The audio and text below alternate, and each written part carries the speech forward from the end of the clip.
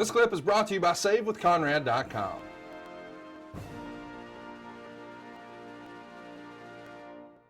Let's talk a little bit about the other station. The UFC here is going to have one of their biggest shows in history in February of 2006.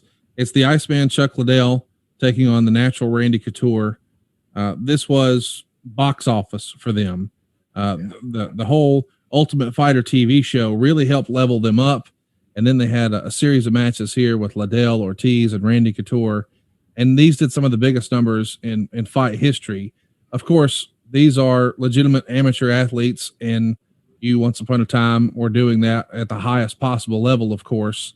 Is this on your radar at all? Are you watching these UFCs and keeping up with what's happening? And are you getting an itch at all about what could be possible if you threw your hat in the ring there?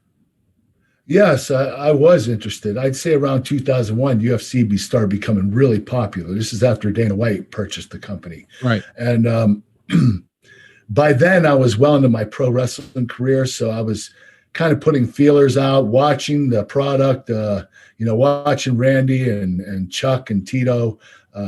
They all had great programs together. I mean, the fights were awesome.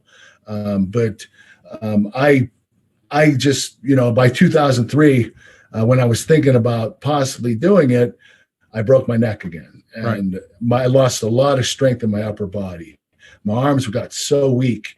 A good example is when I did that deal with Daniel Puder, and he got me in an arm bar, and I couldn't stop it. I mean, he had me pretty good. If I wouldn't have pinned him, he would have broke my arm. So I knew that I wasn't ready for that, or I was, I guess, not healthy enough to do it. And I never looked back. There was no way I was going to actually do it. I actually approached UFC again in 2006.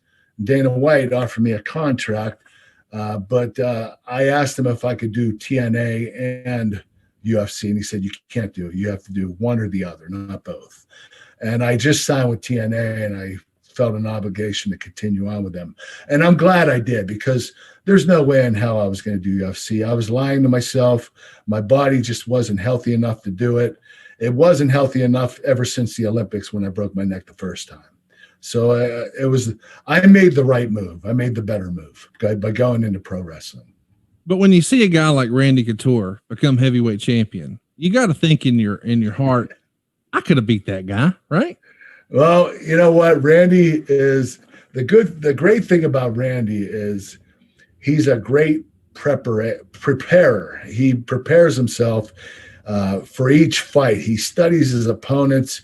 He nails it down, knows exactly what they're going to do, when they're going to do it. He studies film, and he watches it over and over, and he trains his butt off. Randy's the hardest worker I've ever known. And so I wasn't surprised that he was UFC champion. He had a great wrestling career too. He was a world silver medalist in Greco-Roman. He's had a lot of accolades in amateur wrestling. He was the Olympic alternate. I'm surprised he didn't make the Olympic team, but he did have a stud in front of him. And, so you're not going to beat that person every time. They're going to beat you a few times. You're going to beat them. So it was a back and forth thing. And the other guy actually won that year during the Olympics. So he went to the Olympics instead of Randy. Let's talk about your old friend, Stacy Keibler. She's all over the media this past week because she's on Dancing with the Stars. She even gets the TV Guide cover, a bunch of other magazines like Entertainment Weekly. She has appearances lined up on Ellen and Larry King. Were you ever approached about doing Dancing with the Stars? I think once upon a time, maybe 2009, that was discussed. Do you remember that? Well, I discussed being interested in it. Okay. And I wanted to be part of it.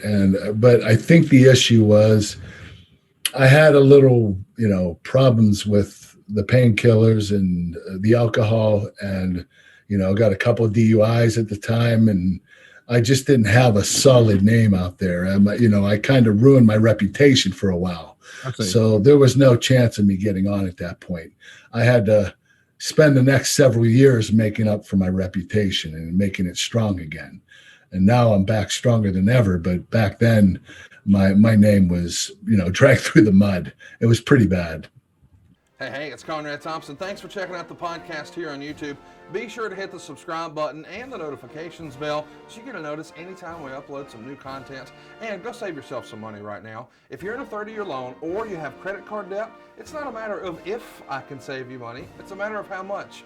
Find out right now for free at SaveWithConrad.com.